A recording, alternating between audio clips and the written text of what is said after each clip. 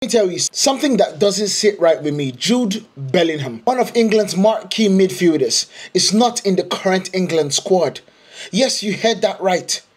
The guy who was voted player of the year, the engine of clubs, left out. What does this mean? And can England realistically win the World Cup or with or without him? Let's break it down and let's get into this. Jude Bellingham is not just any talent. He's the kind of generational midfielder England has craved. From Birmingham Youth to Borussia Dortmund and now to Real Madrid. And he is built with a rare mix of defensive intensity, attacking drive and creative vision. On the national stage, he has been central, driving transition, breaking lines, making England's engine run.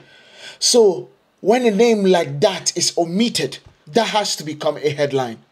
It is a seismic shift that Thomas Tuchel is playing. So here's what we know. Bellingham was recovering from a shoulder operation earlier in the year. Since returning to Real Madrid, he has had limited starts. He is yet to complete the full 90 minutes in the comeback stretch.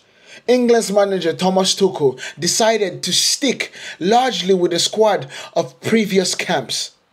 That decision meant leaving out not only Bellingham, but also Phil Foden and Jack Grealish. Big names across two camps. So it's not a random omission. This right here is a calculated one. Let's dissect what exactly Thomas Tuchel said publicly and what between the lines it suggests. He said, why exclude Bellingham? He is a very special player. And for special players, there can be special rules.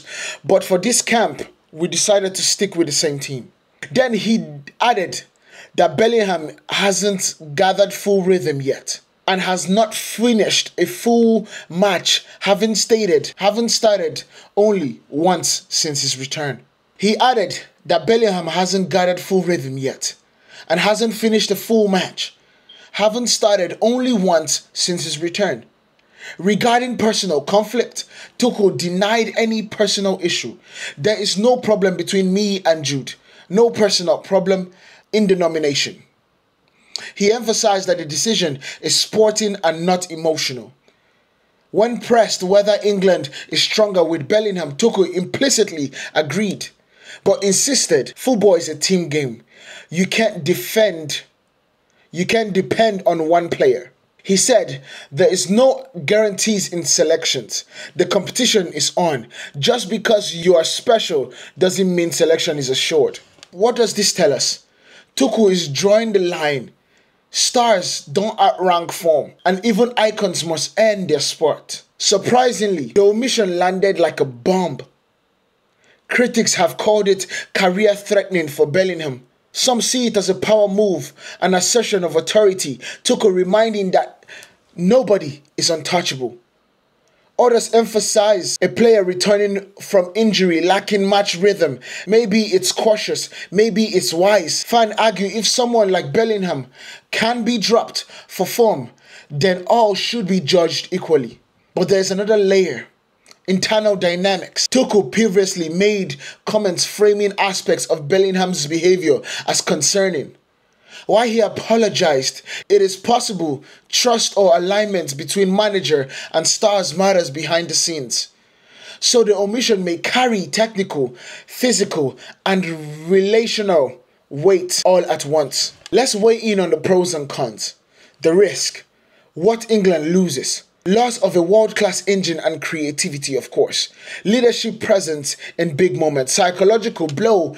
Opponents may sense vulnerability, signal to other players, even your best isn't safe. Potential benefits? Preserves Bellingham from burnout or re-injuring himself while not fully fit, reinforces meritocracy. Selection isn't automatic, gives other midfielders a chance to stake claims to the World Cup, builds a more collective approach, less reliance on one name. The gamble is, can England maintain top performance without its star? Or will the absence become a glaring void? How does Jude get back in? What needs to change? He must play full matches, show consistent high level of performance at club level. He must rebuild match rhythm and fitness, finish 90 minutes games, avoid injury relapse. He needs to show mental readiness, align with Tuchel's tactical demands. Possibly, he might need an intervention, a public statement, or a camp performance so dominant it's impossible to ignore. Given Bellingham's talent and importance, a return seems likely, but only if he demonstrates in real time, not by reputation. Now, there's a crux of this situation. An England win in the World Cup with Jude Bellingham? Yes, on paper, he is a difference maker. At his best, Bellingham can unlock games, carry midfield under pressure, and tilt tight margins. But football isn't about one player. It's about systems, balance, depth, chemistry. If England builds with Bellingham's integrated correctly, supported by intelligent partners and structure, then yes, he could be the cornerstone of a title run.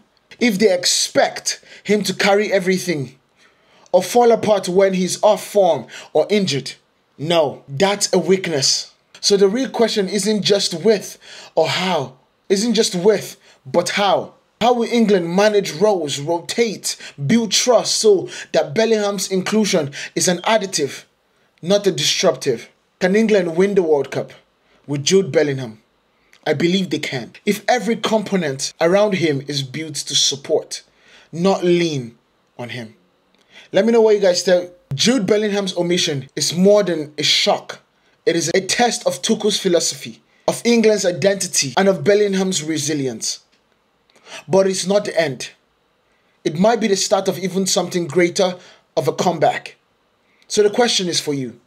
Do you think England needs Jude to win the World Cup, or can they do it independently of one superstar? Drop your thoughts below. If you want more of these deep dives, tactical, emotional, and cinematic, hit that subscribe. This is just the beginning. I'll see you guys in the next one. Peace.